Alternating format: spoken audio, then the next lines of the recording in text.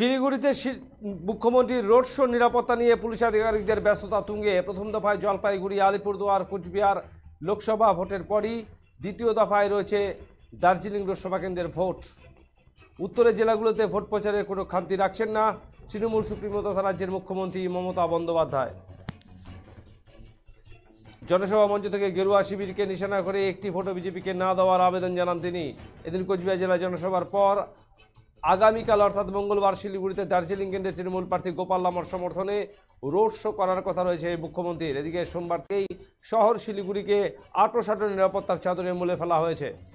জানা গিয়েছে মঙ্গলবার শিলিগুড়ি মহাত্মা গান্ধী চক থেকে শুরু করে বাঘাযতীন পার্কে এসে মুখ্যমন্ত্রীর রোড শো শেষ হবে।